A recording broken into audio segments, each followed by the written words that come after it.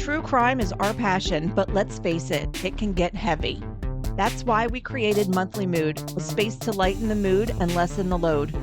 Once a month, we invite you to step away from the doom and gloom and join us for something a little different. From intriguing oddities and entertaining tangents to thought-provoking topics that inform and inspire, Monthly Mood is your true crime palate cleanser, because even the most dedicated detectives need a mental refresh. Recording here my monthly mood for September, and today's episode's a little different because I have a special guest. So joining me today is Chris from the Drunk Phils Fans Facebook page and of the podcast DPF on Tap. So Chris is joining us. He's a big true crime fan. He's a big baseball and sports fan.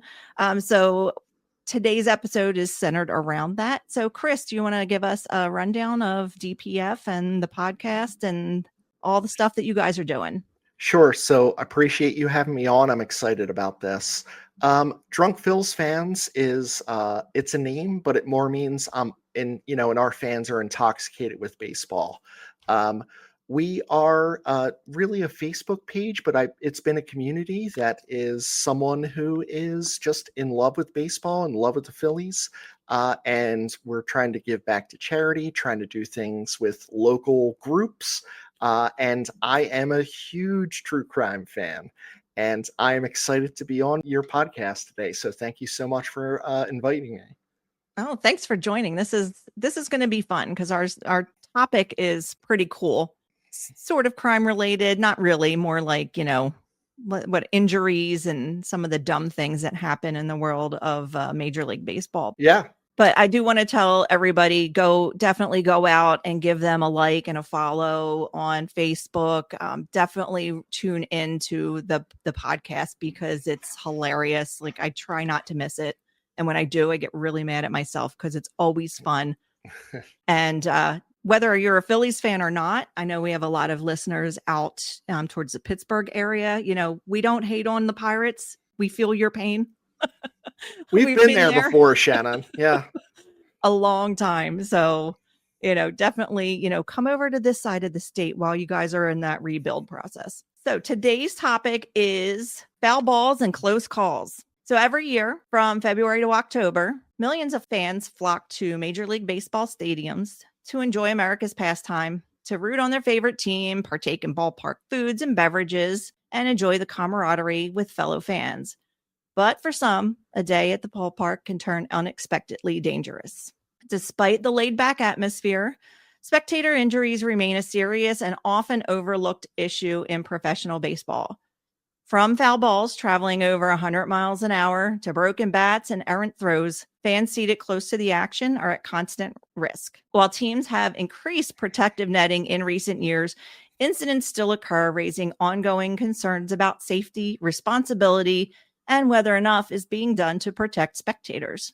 So NBC News conducted an investigation in 2019 and found that between the years of 2012 and 2019, at least 808 injuries caused by baseballs were reported. That's like insane to me. That's a 7-year period. So that's like, what's amazing is that's 808 fans were hurt by baseballs. And that's like, these stadiums have 3 tiers. So there's 45 to 60,000 people. Like, I think you're at a 1 in 500 chance of either catching or getting hurt by a foul ball or bat. Right.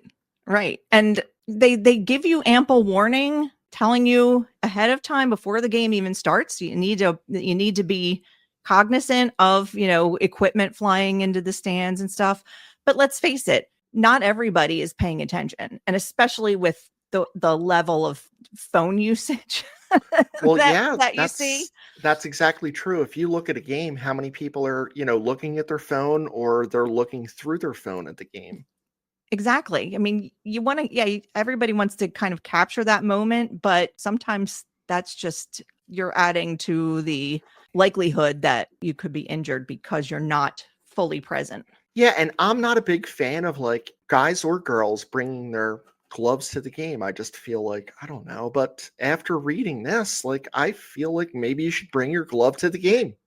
I If you're in the agree. lower level, like bring your Yeah. glove and always be looking at the pitcher. Yeah. We sat in the outfield once and I was like, should I bring my glove? And I didn't bring my glove. And I was like, I'm probably not going to catch anything anyway. But I've been there a couple times this year where balls have come close to the area we were sitting in because I like to be close to the field. Of course. So Yeah. majority of these injuries are due to foul balls, but some were like from home runs or batting practice, and even the scramble to get a ball that went into the stands. And I think we've seen recently how That's close how to home, people Shannon. how people scramble to get the ball. And if anybody's familiar with the Phillies Karen that's going around, I'm sure everybody is because Or I let's like to face it. call her Cruella de Phil. Yes, that's even so much better. Such a better name. The audacity too with that chick. Oh goodness. But yeah, everybody wants those balls. It's almost like a rite of passage, I think, to kind of to be in an area where you can get a foul ball or you can get a home run and to injure yourself diving for it. Yeah. Injuries include concussions, vision loss, and in one instance, death, which is terrifying. Yeah. This number is based on lawsuits, news reports, social media postings, and information from the contractors that provide first aid at Major League Baseball stadiums. Major League Baseball and the 30 teams declined NBC News's request for information about the incident, citing privacy issues or that the data was not tracked. Do you think that blanket warning that they play in the beginning is kind of enough like CYA for them because they're telling you to watch for it? And I think that things have changed since there are not paper tickets, because on paper tickets, it was very clearly stated, if you're coming into this game, we are not liable for any batted ball or bat that comes and hits you. And now they kind of have to say it. I'm guessing it's digital and they say it over the PA announcement, but is that enough? I don't know. I feel like in today's day and age, a lot of people want to go to the ballpark, not because of baseball, because it's the place to be. It's a beautiful day. It's the summer. And I don't know what percent of people are watching the game. And as you said, are they looking at the phone? Are they, as we're going to see, are they ordering a beer? That's something that's normal. Something bad can happen when that happens. Right. But I don't think it's enough. But I think that as you know, as you said, there's CYA. Yeah. And, nobody reads the fine print anyway. No. Guilty. But right. We're just checking that box and doing a digital signature. Sure. Exactly. But, we've been going there long enough to know that. Keep your eye on the pitcher. Yeah. We're not going to be one of those people that gets to sue and become millionaires because, we weren't paying attention and caught a ball to the bean. Mm-hmm. So some of the things we're going to talk about today, not only some injuries that happened, through the course of a baseball game, there's also some promotions that some teams have done that have, resulted in like damage and injuries and fights and stuff. So it's not just all due to the game itself. Sometimes it's just poor decision making. So we'll get into that too. We're going to take you through all the emotions. There's some that are sad. There's Yes. some that are funny. And I don't, there's a lot of different emotions I think we're going to feel throughout this podcast. I agree. And we're going to start off with it's kind of like a sad / feel good, I guess, instance. So on August 2nd, 1982, the Chicago White Sox were at Fenway Park to play the Boston Red Sox. In the bottom of the fourth inning, the Red Sox they were trailing 3-0, and their second baseman, Dave Stapleton, hit a scorching foul ball over the first base dugout, striking 4-year-old Jonathan Keene in the face. Jonathan had a large gash on his forehead, and everyone around him was calling for help.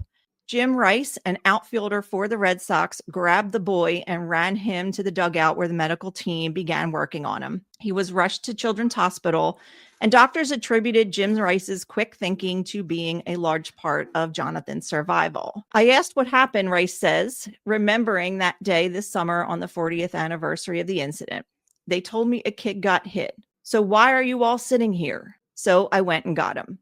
And we'll have pictures of this because there is a picture of Jim holding this boy and like to get him out of the stands and into the dugout. And it's incredible. So I think this is one of those instances when you listen to exactly what he said, someone got hit. So why are you all sitting here? How many times today have we seen people social media on the phones taking pictures of something instead of stopping something? And Jim Right. Rice just went and did it. He's like, Yep. a kid is hurt. I need to help him. Exactly. And nobody does that anymore, it seems. You know what I mean? Yep. Nobody wants the liability anymore. I think there's a lot, we've gotten so litigious. Is it worth it to help people? Because you give somebody the Heimlich, crack a rib, they're suing you for that. Yeah. You say, is there a doctor in the house? And the doctors are like, no, I'm not. Yeah. My insurance doesn't allow me to Yeah. provide Yeah. aid. So exactly. So this is just amazing that he just jumped into action. Jim Rice is a hero for this. And I Mhm. think this is something that we applaud. And this is where it's a beautiful story. Yes.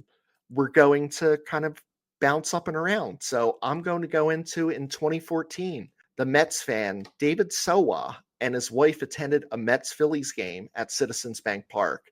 So their seats were in 134, row 18, maybe not expecting any situation where a ball, a bat, you're 18 rows back, 134, we know where that is. So it's, third base side.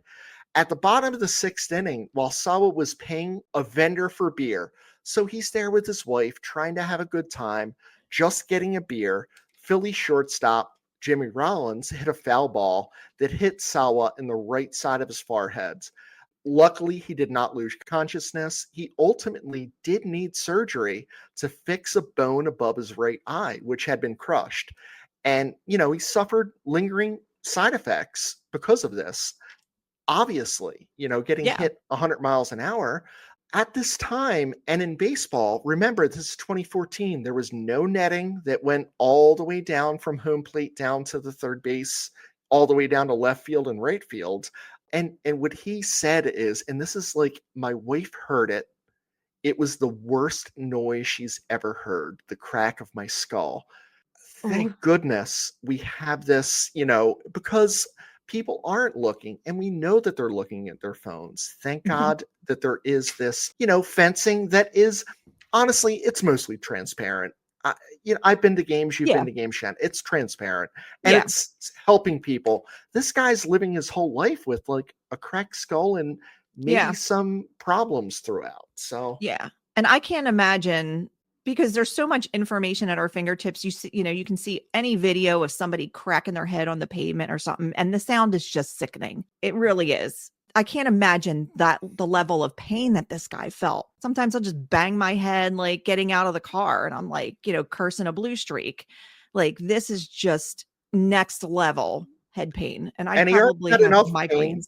Being a Mets fan, Yes. that's pain itself. I know. I'd like to get an update on Dwayne. I hope he's okay. And, it's just a terrible situation. But these are the things that can happen at baseball games. Yeah. It's so important to, even with the netting, to pay attention, because sometimes you'll get a ball hit up over that netting too. So, which, is not going to have that level of velocity as like a line drive foul ball. But, still, if you're not paying attention, it comes down on your head. Chip a tooth, that's something that could be terrible. Yep. Hit an eye. We have all instances of these coming up. So yep. The next one is our other favorite team, quote unquote favorite, the Dodgers. So this was in 2018. It was a grandmother who was there celebrating her 79th birthday at Dodger Stadium in LA, and she was struck in the head by a foul ball, but unfortunately she succumbed to her injuries. So not ideal. So you had a happy one with Jim Rice, and then you have this situation here where, like, and again, 2018, there wasn't the fences that were up, and we don't know exactly. It's kind of nebulous, kind of what happened here. Was it a fly pop that kind of hit her? But someone died because of the injuries at a baseball game. You're not expecting this. You're going to a game and have some hot dogs, some popcorn, a beer, a Coke, cotton candy, get a bobblehead, and this poor grandmother.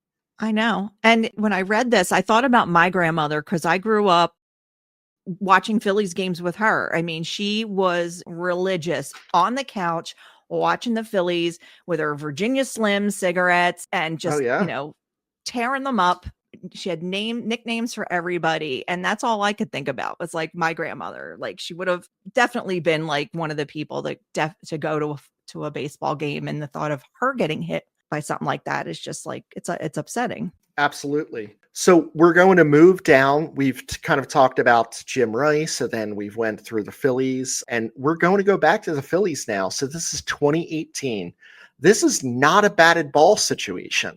So a woman at Citizens Bank Park was injured by a hot dog launched from the cannon of the lovable, revered Philly fanatic. She was unable to defend herself from the projectile due to a shoulder injury. So the hot dog, she may or may not have seen it coming, but the hot dog hit her in the head, causing swelling, bruising, and a hematoma on her eye. The fanatic obviously felt awful because he just wants to make people smile and happy that are Phillies fans. Other fans he's, maybe not so kind to. But the Phillies did reach out and give her tickets to another game. And what's funny is I'm probably sure this is not the first wound by a wiener ever to occur. And this is at a baseball game and outside of, because we have another instance. In 2008, a Kansas City Royals fan was also injured by an airborne hot dog thrown by the Royals mascot Slugger. So there's been precedence for this. Yeah. The man suffered a detached retina from a hot dog and filed a lawsuit for negligence against the Royals, which he lost. I guess this is like one of those disclaimers. Like if Slugger or Fanatic is going to launch a hot dog, you have to be prepared for anything at a game. Yeah, and I think with the hot dogs too, to give them some weight, I think aren't they like duct taped up or something like so that I felt like I read somewhere, maybe not related to this, but that they have to do something to them to give them a little bit more weight so that they get more distance when they are launched. Right. Maybe it's like more aluminum foil. I mean, aluminum's Yeah. heavy, right? It's a heavy metal. Yeah. Maybe they're double wrapping or triple wrapping the aluminum, but these are being shot by like a CO2 cannon. So like they are at a high velocity. So I'm terribly not surprised. And the Fanatic, he can shoot them up to the second and, third, the 400 level. So yeah, if it goes errant, these things happen. And this poor lady got hurt. And, the man with a detached retina from a hot dog, like that's a tough thing. Like imagine this. I'm going to work and then I'm going to the game afterwards and, I can't come in tomorrow. Well, what's wrong? I got a detached retina from a hot dog. Yeah. They'd be like, all right, like, buddy, you don't want to come in tomorrow. But no, these things happen. Yeah. Hey, I scratched my own cornea with my fingernail like a month or so ago. so that was, I felt more stupid than if I got hit in the face by a hot dog, I think. But yeah. And then, Shannon, you're going to talk about a game you attended next. Yeah. So I went to the Phillies Braves game in May of this year. It was May 29th, and we had seats out in the outfield. So we were probably between center and left field. So Max Kepler was, in the field, and we were probably about 12 rows up. We weren't undercover. We weren't all the way up to like where we had any cover. And a home run got hit right to our section, literally 2 rows in front of me. The ball was coming and I was just like, I think I froze. Yep. But the guy 2 rows in front of me jumped up, got his hand up to catch it, and it bounced off of his finger. And then it went over into the next section, and it was a Braves homer. So everybody's yelling at the guy to throw it back, and he wouldn't. Of course. But like when it all settled down, this guy's finger was bloody, like around his fingernail. So, it probably caught the fingernail, probably bent it backwards, probably tore it from like the fingertip in some level, and just, sends my blood cold. But yeah, he did, he got a banged up finger and no ball. So what happens here, Shannon? What's the ruling? Like, is it his ball? I mean, Philly Cruella He de Phil would like she'd be like, Apparently. it touched me. My DNA's on it. Exactly, This right? is my ball. Yeah, I know. Well, had we known that this was going to happen, he should have been entitled to that, right? Jeez. Absolutely. His blood might have been on the ball. So I know. Now somebody's got his DNA and they can clone him or frame him or, I'm sure there's other podcasts that are on the Keystone that are like blood came into evidence and this could be. So yeah. We're not deviating far from what you normally are talking about. So it's actually June 11th, 2025. Max Kepler hit a home run, which hit a spectator, Gail, in the face. And to add insult to that injury, obviously no pun intended, someone was hurt in this. She didn't even get to take the ball home. So like we're along a process here where like the initial person does not usually get the ball. This happened to Shannon, Right. like this happened before. It's like you're taking the sting out of the ball with your hands, with your face, and someone else is getting it. As is the norm with balls that are not caught, but instead bounce off a spectator's hands. The mad rush, so there's some people that are just going nuts that like this is Babe Ruth's 714th home run. They want to capitalize on this fan's error as opposed to attending to the fan that may be hurt. And it's such in the moment. That happens, right? I'm not mad at them for this. Right. But one of the villainous scramblers, and that's what we're going to call them, made it right and gave the ball to Gail. So this is like one of those feel-good stories. So like we had a Jim Rice feel-good story and we had the Gail Max Kepler feel-good story. Yeah. And I think this is important. So Shannon, I want to ask you a question. Let's say you caught the ball clean. Mm-hmm. And there is a little girl next to you and you've never caught it. It's your only foul ball you've ever caught yourself. Are you giving the ball away? Absolutely. Yeah. Okay. Definitely. Even though it's your only one. You may never do this again. Okay. Yeah. I have enough shit in my house. Like I can't get rid of half of what I have. And yeah, I would give it away. Because maybe this little girl will become a lifelong baseball fan. And maybe she'll do this to someone else later. So I think there is the beauty in you doing that. So I love that answer. I wasn't sure. We didn't rehearse this. No. And kind of tying into that, the game that we were at, that Braves game, mm-hmm. It was me, my son, and my granddaughters. The four of us went. It was supposed to be on a Tuesday and it got rained out. So it was the first game of the doubleheader. So we were out there, and every time, they changed innings when the outfielders were coming out and tossing the ball, my 6-year-old granddaughter would go down to the end of the section with her glove, waiting for somebody to throw her a ball. And, she never got one. This kid in our section, same kid, got 2. Now, the fielders don't know who they're giving it to. If Max Kepler gives him one and the Braves left fielder gives him one, then who knows? But he was hoarding these balls. Mm-hmm. So she just kept going down to try and get a ball in between innings, and she didn't. A guy in the next section over went and bought a ball for her. And when she was coming up the one time, he handed it to her, and she comes up and her face, she was just pure joy. It was awesome. Baseball's a beautiful game sometimes. It really is. So yeah, I would definitely give it away. Good. Just seeing what that brought her. Now my son, on the other hand, we went to the game in August. It was, what's his name? Dumper was in. It was my birthday. Oh, Cal Raleigh. Yeah.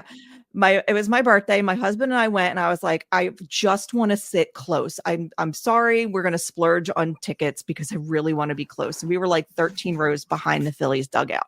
And my son and the girl he was seeing at the time went also, and they were out in right field. Didn't he catch a freaking Bryson Stott home run? Like my kid. Yeah. And he did not give that ball away. I love this. For your 29th birthday, you went to the Phillies game. This is such a beautiful thing. I love baseball.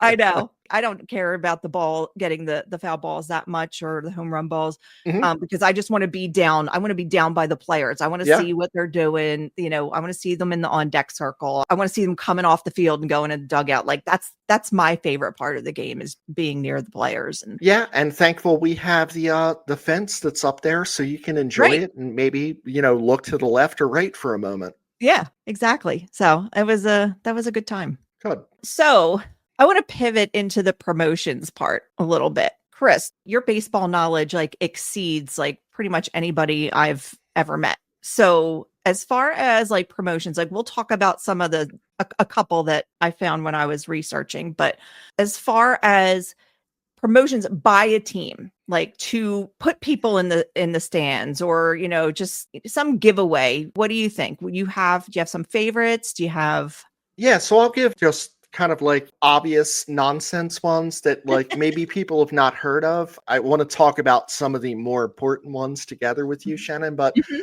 there was a silent night by the White Sox in the 1960s. So the White Sox, they're not good now. They were not good then either. And they thought, hey, what if we shut off the announcers, the organ, the PA system, and let the baseball game speak for itself for a team that lost 120 games or close to it? Here's the translation: it was dead silence, confused fans, and it's zero fun. What's the only thing that's quieter than that Comiskey Park at night? I don't know. Like maybe it's an opera, maybe it's a funeral, but it really was. And from that point on, like people were like, the attendance was even worse. It was always bad. It was like 5,000 fans. It was below that for the rest of the season because they're like, I don't want to get caught up in a silent night. I don't at Yeah. least hear the organ. So that's one that's really kind of struck me.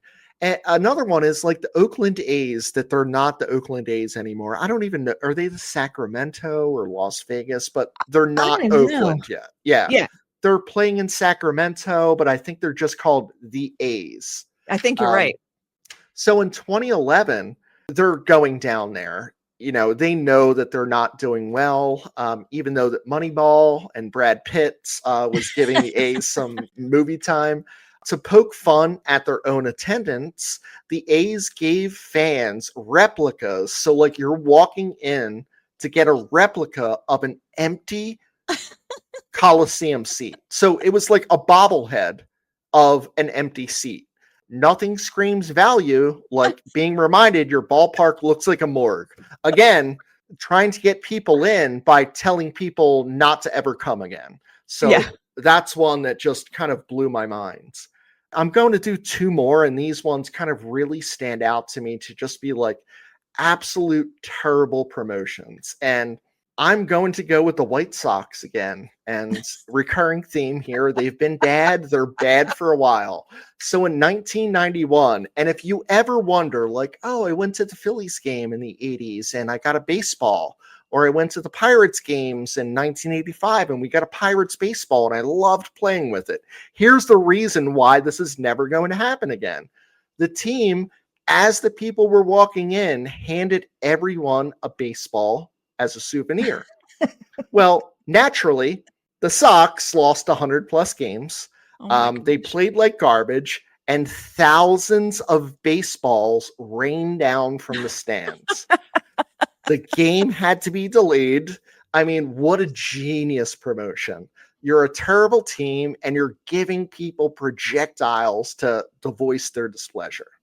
That's insane. I don't ever want to hear anybody talk about Phillies fans throwing well, it was Eagles fans, wasn't it? Throwing snowballs at Yes. Santa or batteries at JD Drew. I don't want to hear about it.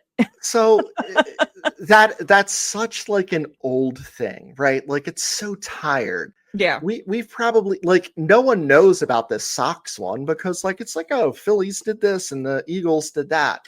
It's such a terrible trope that like it's tiring as a Philadelphia fan because Yeah. I feel like there's passion, and yes, we did bad things, but like with the Drew thing you brought up, I mean, people were bringing at least double A and triple A. Like there were people, no one brought a car battery in.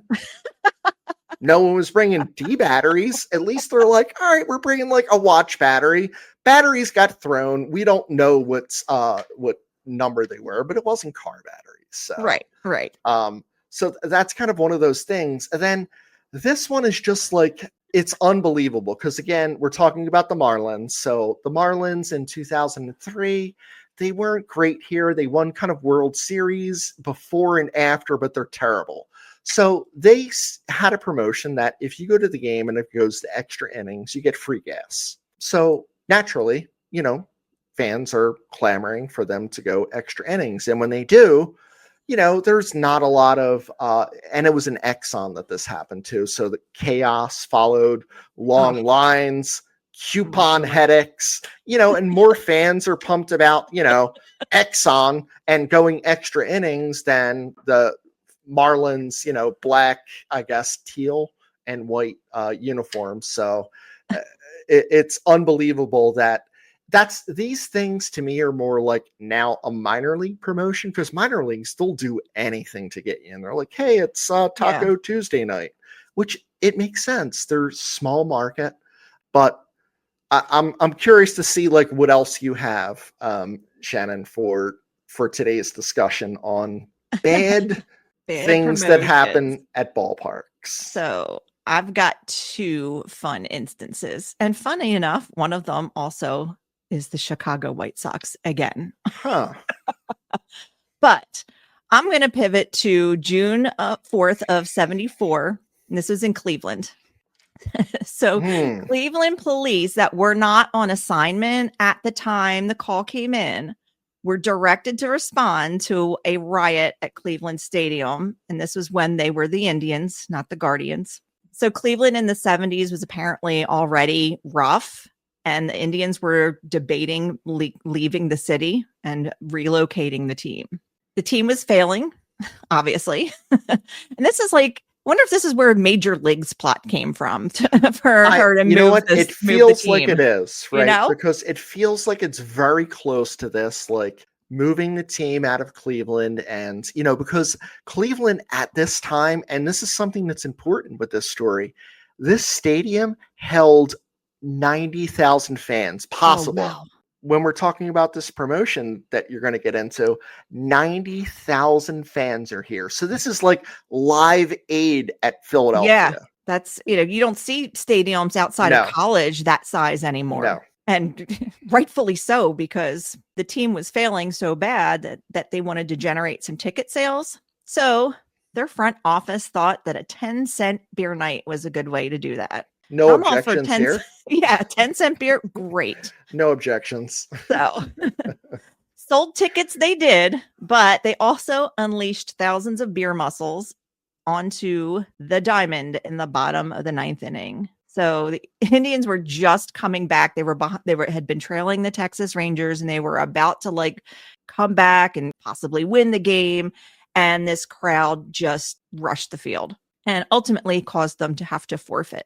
So oh my goodness. Can't get anybody in the stands. When you do, you're mounting a comeback, ninth inning heroics, and your drunk fans are unleashed upon the field. So the crowd was listed at 25,134, and they drank an estimated 60,000 cups of beer. So was that per person?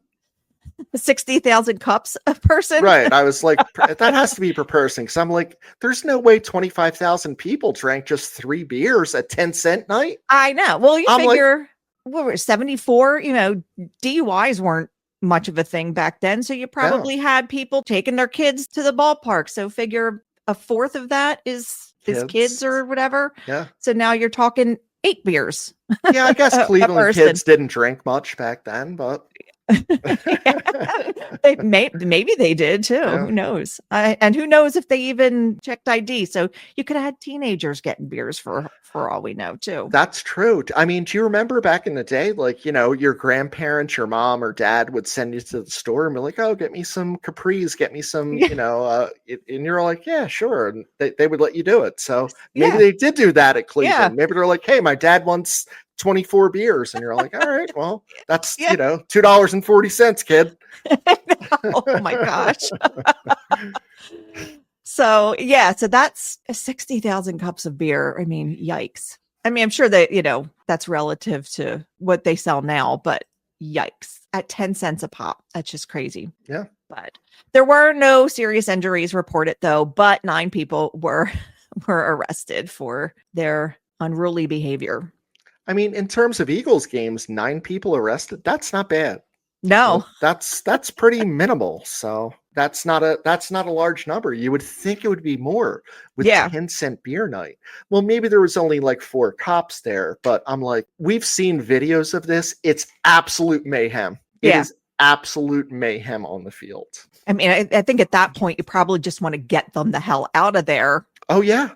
And only have to arrest ones that are really causing a stir or injuring somebody or possibly doing something that could injure somebody else. So, Shannon, you're going to talk about now another beautiful 70s story. And and this is the trifecta for the White Sox. Seriously.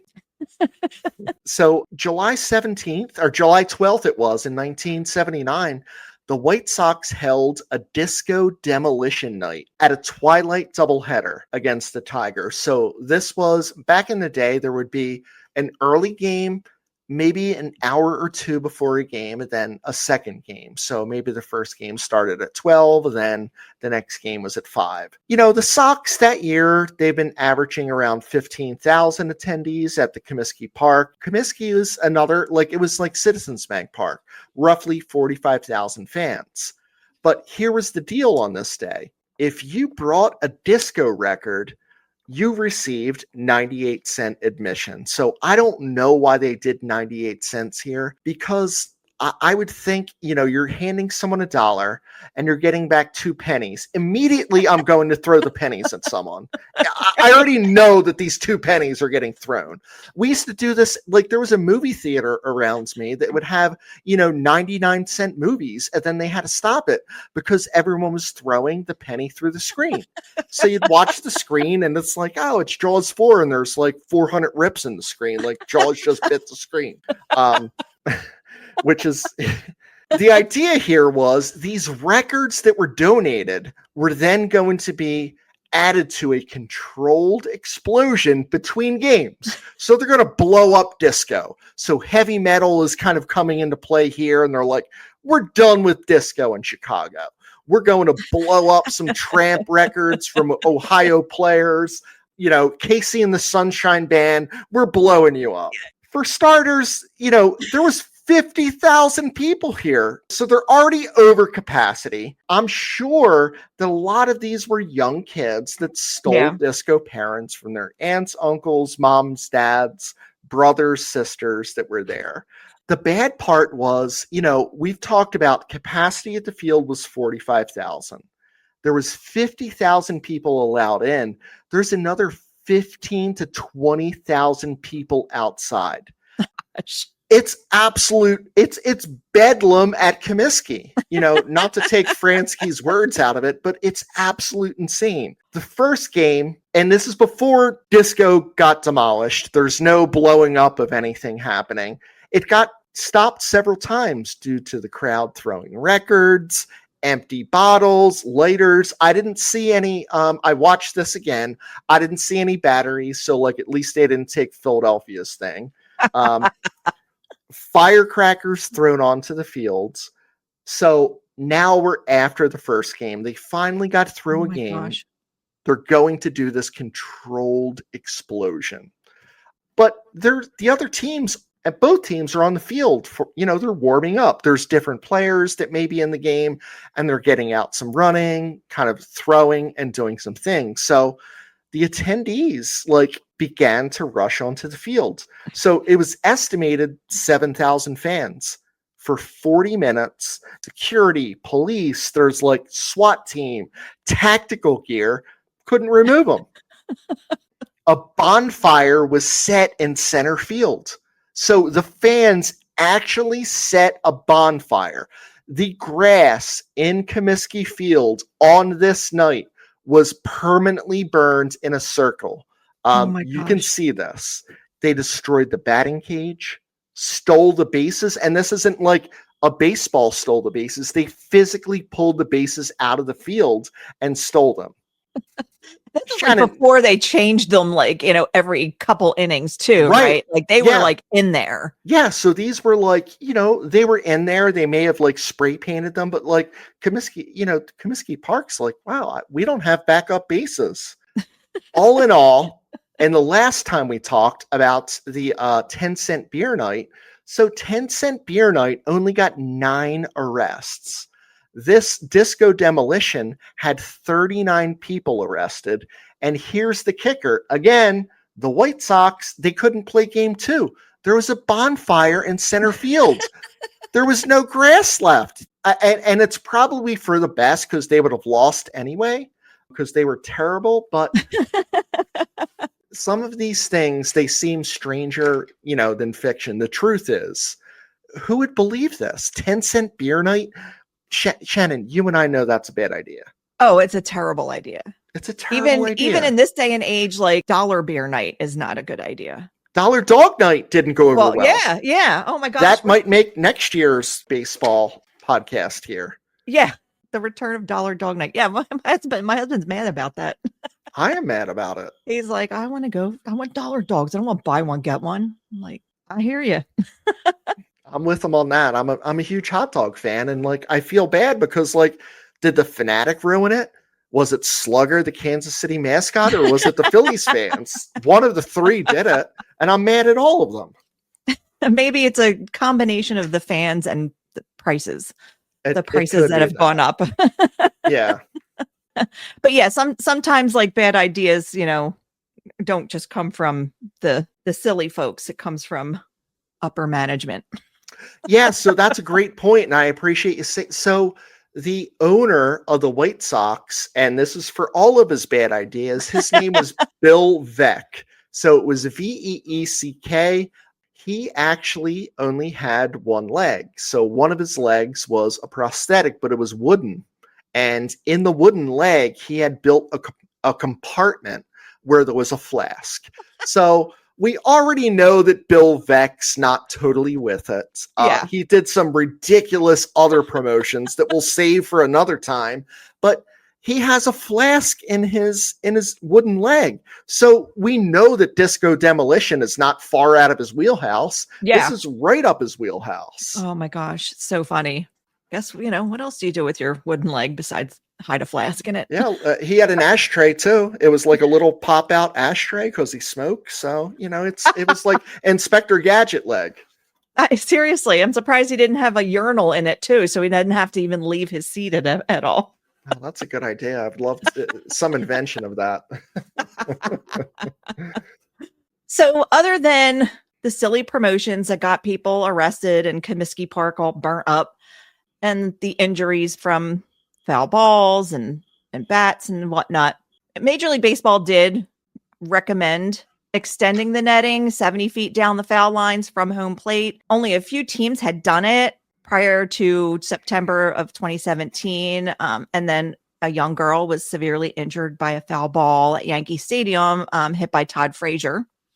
And then from that point on, most teams adopted that extra extension of the netting to the foul poles. So, and circling back to our Mets fan, Dwayne, he did reach out to the Phillies for assistance, and said that all he got was a baseball autograph by Jimmy Rollins and 2 tickets to another game. He did retain an attorney to sue, but was ultimately told the case would go nowhere, so it was dropped. But I gotta say, I mean, he didn't know it at the time, but he got a ball signed by, a future Hall of Famer. So, I hope he held on to it. Dwayne, I think that you won out on this. Yeah. I know, I don't know how terrible his injury is, and I feel like the Phillies maybe should have done more, but a ball signed by Jeremy Rollins is pretty cool. I think maybe if he wasn't a Mets fan, they would have done more. Maybe. I don't know. Honestly, I don't know if that came into play. Yeah, I don't know either. And when was that again? That was 2014. So yeah, I don't know. Neither of us were good then, really. So yeah. So that was after the World Series and when we started to crap the bed again. Yep. But other injuries, include like spectators falling, and this is pretty prevalent a couple times. Most recently was in Pittsburgh. Kevin Markwood fell from the 21-foot high Roberto Clemente wall at PNC Park. And I remember when this happened, I Yeah. remember seeing the video. I don't know exactly how he went over, if he just went too far, but he went over and landed on the warning track, and he landed like right on his head too. He was like ragdoll down. It was like Yeah. just kind of throwing, a Cabbage Patch or, Raggedy Ann down, just kind of like head over heels. It was disgusting to look at. Ugh. Yeah, it was. And he was only 20. Uh, So in a PSA, don't give your underage friends alcohol, because his friend who was 21, his name is Ethan Kirkwood of McKeesport. He was actually charged for giving Kevin alcohol at the game. So Shannon, that's a great PSA. Like, don't do it. Yeah. If you're someone's under 21, there's liability issues. It's not the right thing to do. And these guys were probably best friends. They would Yep. never do that to me. Guess what? When it comes down to this, they will do that. And it's illegal. Don't do it. Yeah. Don't give someone underage drinks, period. Yeah. Exactly. And even if Kevin wasn't the one that pressed the charges, somebody's going to press charges. Yes. You're breaking the law, and a severe injury occurred in the process of it. So that was not great. Do you want to take the next one, Chris? Yeah. So September 25th, 2021. Now we're getting a little dark here. A mother and her Yeah. 2-year-old son fell to their deaths at Petco Park in San Diego prior to a Braves Padres game. It was also an unusual circumstance as they fell from a 6-story concourse before the game. Fans are still going into the stadium. An investigation eventually led to the conclusion that this was a homicide-suicide, although the family of the woman said they received no explanation as to what led the police to that conclusion. So a woman, a mother, and a 2-year-old son fell to the death. It was a homicide-suicide situation, but the family's not given any reason by the police why it was considered that.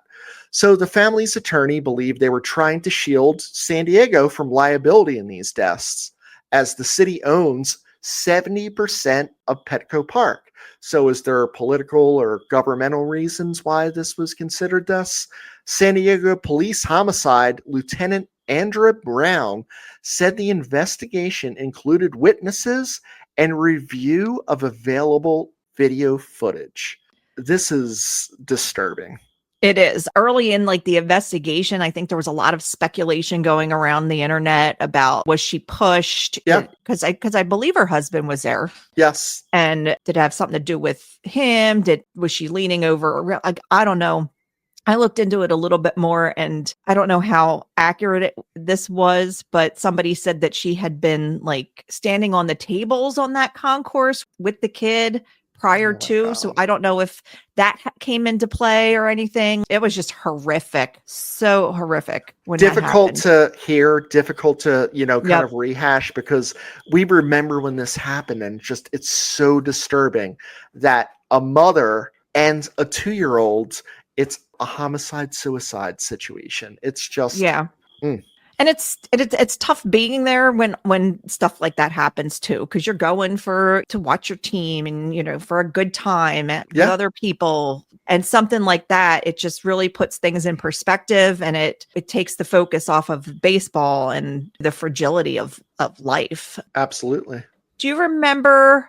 I'm trying to think how many years ago it was, but there was a fight after a Phillies game, and somebody was stabbed, I think, right outside. People got in an argument and somebody was stabbed or killed. I was at that game, but I can't remember the details. It's been a while. Yeah, Probably. I feel like I should plead the fifth here, Yeah. but I I don't remember this one. Yeah, it was, probably easily close to, I would say 20 years ago-ish, somewhere in there. So is this Veteran Stadium? No. Oh, okay. Well, no, it wasn't. I'm sorry. My memory sucks, but I think it was before I was married. I've been married 13 years, but I was at the game with some friends and some family, and that all went down afterwards. It was Wow. I'll have to look it up and tell you which one it Yeah, was. But maybe we'll do another one of these and we'll have to Yeah. deep dive into that. So yeah, like the drunken rages after, yeah, loss or a win, you never know. Yeah, it was awful. Like you said, it is a fun thing to go do. You're going to have a good day and enjoy yourself. Whether your team wins or loses, I mean, sucks if they lose, but you're still out with other people. You're seeing a game that you love. And then when something like this happens, whether it's before, middle, or after, it casts like this dark cloud over the whole experience. Yeah, no, absolutely. That's a terrible situation. Yeah. You have another one with Philadelphia that's involved. So our last two, and I think you should go into both of them. And like one of them is like, it's a bad story. And then the other one is like, this story that you're going to tell from before our time lives in the lore of Philadelphia fans Yes. forever. It is the most beautiful and repeated story of a foul ball injury in all time. So I can't wait to hear these out loud. Before I get into that one, because that one's a little lengthy, but it's worth it. The last like injury, like spectator falling injury that I have here anyway, was December 6th, 1998.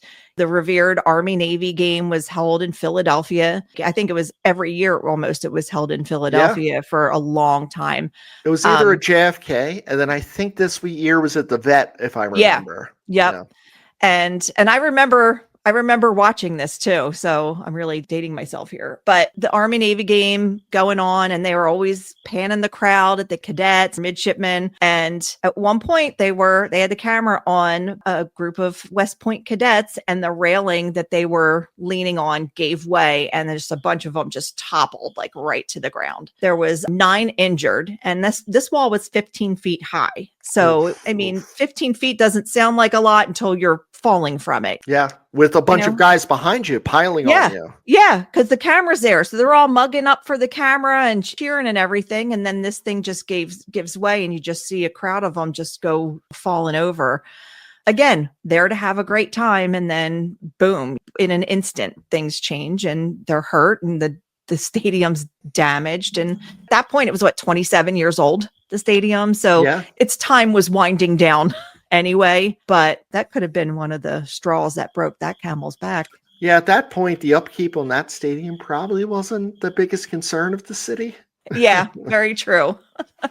It's so funny. It's such a great stadium in memory, but when you think about it, it's just like, oh my gosh. Like, especially with all the way the parks look now, like how gorgeous these newer stadiums are. Yeah, these concrete donuts, but like there's such, I feel like going to the Vet in the 700 level or 600, it was so steep. Yes. So like, I was just like, oh my God, like I'm not afraid of heights, but it's steep up there. And then adding in people drinking and fighting, rolling down those steps up there. And I'm sure the midshipmen were maybe having some cocktails, but like they don't expect a railing that's in concrete to break. But if you don't look after the railing for 20 years, and I don't know they did or not, but that sounds about right, because the Vet Stadium was city owned. It's city run. And they had other problems in, in the 90s. Yeah. So that brings us to our last story. So honestly, I think this is probably one of the best stories I've ever heard. And it's pretty crazy. So on August 17th of 1957, the Philadelphia Phillies star, if anybody is familiar, Richie Ashburn, Whitey, he was always called. He was one of our announcers for many years, but he also played for the Phillies. So he hit a foul ball. He hit 2 foul balls and hit the same fan twice in the same at bat. Oh gosh. Yeah. This is just like, file this under this lady. If you don't have bad luck, you have no luck at all. So they were playing the New York Giants before they went to San Francisco, not the football Giants, at Connie Mack Stadium. And the first foul ball that he hit this woman and actually broke her nose. Now, if you've ever just been hit in the nose, like by a toddler or whatever, you see stars. And to have a baseball just crack you right in the button, oh, I can't even imagine. So game went into a brief delay so that the medical staff could attend to her. Richie comes back up to bat, hits another foul ball, and it hits the woman as she's being carried off on a stretcher. Supposedly, this is all, like Chris said, it's all in our Phillies lore, so we don't really know how accurate it is, but it says that that ball broke her leg. So she broke her nose. Broke her nose. On one pitch, maybe a minute, 2 minutes later, had her leg broken, or at worst, it was a contusion or something terrible. And like, when you think of this, did you ever see a stretcher in today's games? A stretcher must have been part of what would happen in the 50s. Like, the woman is bleeding profusely from the nose. She's on the stretcher. There's 2 to 4 people bringing her up an incline. And Richie is like, well, the ball's outside and it could be a strike and I want to spoil it. He spoiled it right into Alice Roth's knee or leg. Yeah. And a little bit of judgment here, not bad judgment, but like if they had already stopped the game, maybe they should have just let them get her out of there. Because again, we're not talking protective netting. This is 57. This is like well before that was even like, I think, a thought. Maybe they could have waited a couple more minutes. Yeah, there was like 20 years before that, like catchers weren't even wearing catcher masks or mitts or like knee pads. So yeah, in 57, it probably was like an afterthought. They're like, well, we're not even thinking of safety. Yeah. And how many years did they not have batting helmets and type of protective gear? Now they come out looking like Iron Man half the time. And back then it was just like you had this glove that just basically looked like a regular mitten or a winter glove just stuffed with padding. Yeah, this poor first base coach nowadays, he has to like carry oven mitts and, you know, all these different pads. I'm like, goodness, he looks like a hockey goalie by the time the inning's over. Seriously. The oven mitts. So Chris mentioned her name was Alice Roth, and she was actually the wife of the Philadelphia Bulletin sports editor, Earl Roth. And if you are not familiar, the Philadelphia Bulletin was one of the newspapers. There was a morning and an evening edition. I remember this well because that's what we got. Mm-hmm. Now we only have we have the Daily News, I guess, and the Enquirer. It was a sad day when the Bulletin shut down. But Alice was at the game with her grandsons, Preston and Tom. But later that month, the Phillies made their best effort to give her a better ballpark experience. Prior to a game, Preston and his brother had the opportunity to watch batting practice from the dugout where the entire 57 Phillies team autographed a baseball for them. And then during the game, they got to watch the game from the press box, which is actually pretty cool.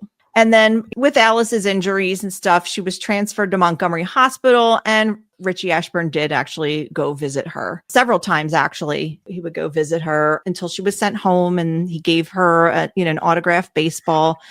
And then in the years following that incident, he had never missed sending her a Christmas card or a birthday card until she passed away 30 years ago.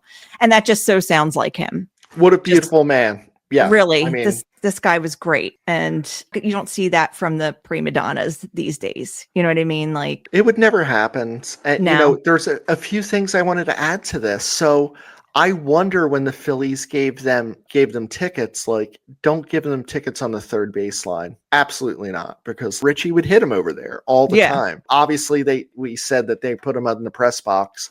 Thank goodness, and hopefully none went up there. Preston and Tom actually went to a signing. So after players retire, even though Richie was involved with announcing, they would do signings, to make money for themselves or for the promoters. So Preston and Tom went. They said, hey, Alice Roth was my grandmother. At these signings, they're kind of like very quick. Like, what do you want me to say? And, move on. He took the time, put a pause on it and said, you know what, if I have to be here 20 minutes later, I'm going it. But I know these guys. And I just think that's a beautiful testament to who Richie Ashburn was, because to us, Shannon, you and I, he was family. Yeah. We heard him in our house just as much as we heard whoever else was in our house. Yeah. Brothers, sisters, mom, dad, grandma. He was part of our life. Yep. And to have someone do something as beautiful as this, send a Christmas card for 30 years. And these were handwritten. He's not sending an email. He's doing this. Right. He doesn't have a promotions team or a stamp with his signature that they're Right. just stamping it and sending it, stamp, send. This was all personalized because that's how they were back then anyway. Yes. He was just that type of guy too. So while we took you through today, I feel there were some ups and downs. Like, I feel like we ended on a more beautiful story. It was baseball and things happen, but it's one of those situations where I feel like the end of the story is better than the beginning because this man who didn't have to do this went and did it. And I think that's just a really great thing. And he was a Philly. We might be jaded a little. Yeah, but we're not all bad. That's true. But yeah, this was great, Chris. Thank you so much for joining us. We're going to be dropping this at the end of the month because it's coinciding with the end of the regular season and the start of the playoffs. And the Phillies won the National League East again. So suck it, Mets. So we will definitely have everything put up on our Facebook page. So you can definitely see some of the pictures and the links of the articles of all the stuff that we've talked about. And if you have any comments, if you have any other types of injuries that maybe occurred at minor league ballparks, or if you were at a game out of the state, something you want to contribute to, definitely let us know. Send us an email, make a Facebook page post, let us know. Shannon, thanks for having me on. This was a lot of fun. Thank you. Yep. I appreciate it. Of course. All right. Have a great night, everyone. Good night, everyone. Thank you. Thanks.